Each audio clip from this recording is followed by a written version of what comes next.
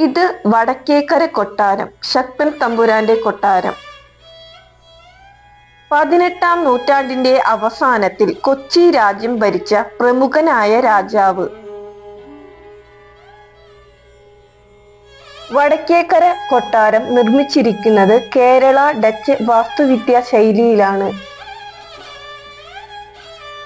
തൃശൂരിന്റെ ശില്പിയായ ശക്തൻ തമ്പുരാന്റെ യഥാർത്ഥ നാമം രാജാ രാമവർമ്മ കുഞ്ഞിപ്പിള്ള തമ്പുരാൻ എന്നായിരുന്നു. കൊച്ചി രാജകുടുംബത്തിലെ അംബിക തമ്പുരാട്ടിയുടെയും ചേന്നമംഗലം മനയിൽ അനുജൻ നമ്പൂതിരിപ്പാടിന്റെയും മകനായി ജനിച്ചു. തൃപ്പൂണിത്തറ കോവിലകത്തായിരുന്നു വിദ്യാഭ്യാസവും ആയുധാഭ്യാസവും അദ്ദേഹം നേടിയത്. കൊച്ചി രാജ്യത്തിന്റെ തലസ്ഥാനം തൃപ്പൂണിത്തറയിൽ നിന്നും തൃശൂരിലേക്ക് അദ്ദേഹം മാറ്റിസ്ഥാപിച്ചു. ശക്തമായൊരു ഭരണം അദ്ദേഹം കാഴ്ചവെച്ചു. നയതന്ത്രത്തിലെ അദ്ദേഹത്തിന്റെ ചാതുര്യം മറ്റു രാജാക്കന്മാരിൽ നിന്നും വേറിട്ടു നിൽക്കുന്നു. കൊട്ടാരത്തിന് സമീപമായി കാനന സദൃശ്യമായ ഉദ്യാനത്തിൽ അദ്ദേഹം ഉറങ്ങുന്നു. പക്ഷികളുടെ കളകളാരവം അദ്ദേഹത്തെ എപ്പോഴും ഉറക്കിക്കൊണ്ടേയിരിക്കുന്നു. നാഗദൈവങ്ങളുടെ സംരക്ഷണവും അദ്ദേഹത്തിന് ഇവിടെയുണ്ട്. ഒരു ചിത്രശലഭോദ്യാനവും ഇവിടെ സംരക്ഷിച്ചു പോരുന്നു. നിരവധി ആയുർവേദ സസ്യങ്ങളും വൻമരങ്ങളും അദ്ദേഹത്തിന് തണലായി ഇവിടെ നിലകൊള്ളുന്നു. ശക്തൻ തമ്പുരാന്റെ ഭരണകാലം ജന്മിമാരുടെ ആധിപത്യത്തിന്റെ അവസാനവും ആധുനിക യുഗത്തിന്റെ പിറവിക്കും കാരണമായി. കൊച്ചി രാജ്യത്തിന്റെ തമ്പുരാക്കന്മാരുടെ നീണ്ട ശൃംഖലയിൽ ഏറ്റവും തിളക്കമാർന്ന താരം എന്നും ശക്തൻ തമ്പുരാനായിരുന്നു. സത്യസന്ധമായ ഭരണമായിരുന്നു അദ്ദേഹത്തിന്റെ തിലകച്ചാർത്ത്. 29-ാം വയസ്സിൽ വീരകേരള സ്ഥാനം ലഭിച്ചു.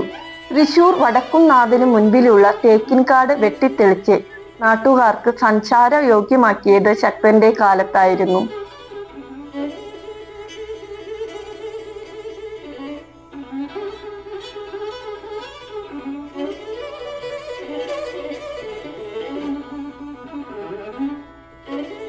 കഠിന വേനൽക്കാലത്തും വറ്റാത്ത ചിറയാണ് വടക്കേ ചിറ.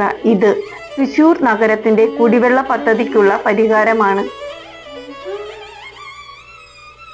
രാജ്യത്തെ ആധുനികവൽക്കരിക്കുകയും സമ്പദ് വ്യവസ്ഥയെ ശക്തിപ്പെടുത്തുകയും ചെയ്തു. അന്നുകാലത്തുണ്ടായ ഫ്യൂഡൽ വ്യവസ്ഥിതിയെ അദ്ദേഹം അപ്പാടെ അവഗണിച്ചു. ഇത്തരത്തിലുള്ള ഭരണ പരിഷ്കാരങ്ങൾക്ക് നേതൃത്വം നൽകിയ രാജാവിനെ പ്രജകൾ ശക്തൻ എന്നല്ലാതെ മറ്റെന്തു പേര് വിളിക്കാൻ? തൃശൂരിനെ സാംസ്കാരിക ഭരണ കേന്ദ്രമാക്കിയത് അദ്ദേഹത്തിന്റെ കാലത്തായിരുന്നു. ശക്തൻ തമ്പുരാന്റെ സ്മൃതി കുടീരത്തിനു പുറമെ മറ്റു രാജാക്കന്മാരുടെയും സ്മൃതി മണ്ഡപങ്ങൾ നമുക്ക് ഇവിടെ കാണാം. ഡച്ചുകാരുമായും ബ്രിട്ടീഷുകാരുമായും സമർത്ഥമായ ബന്ധം അദ്ദേഹം സ്ഥാപിച്ചിരുന്നു. അദ്ദേഹം സാമൂതിരി തിരുവിതാംകൂർ അയൽക്കാരായി നല്ല ബന്ധം പുലർത്തിയിരുന്നു. സമർത്ഥനായ രാജതന്ത്രജ്ഞൻ. കൊച്ചി രാജവംശത്തിന്റെ സുവർണ കാലഘട്ടം അദ്ദേഹത്തിന്റെ പേരിൽ എഴുതപ്പെട്ടിരിക്കുന്നു. തൃശൂർ പൂരത്തിന്റെ സ്വന്തം പിതാമഹൻ അദ്ദേഹമാണ്. സാംസ്കാരിക കേരളത്തിന്റെ തിലകക്കുറിയായി തൃശൂർ പൂരം ഇന്നും ആഘോഷിച്ചു പോരുന്നു. ഇന്ന് അദ്ദേഹത്തിന്റെ കൊട്ടാരം കേരള പുരാവസ്തു വകുപ്പ് പരിപാലിച്ചു പോരുന്നു. ആ കൊട്ടാര വളപ്പിൽ തന്നെയാണ് അദ്ദേഹം നിദ്ര പ്രാപിച്ചിരിക്കുന്നത്. നിരവധി വിദേശ സഞ്ചാരികളും ചരിത്ര വിദ്യാർത്ഥികളും ഇവിടെ നിത്യേന സന്ദർശകരായി എത്താറുണ്ട്.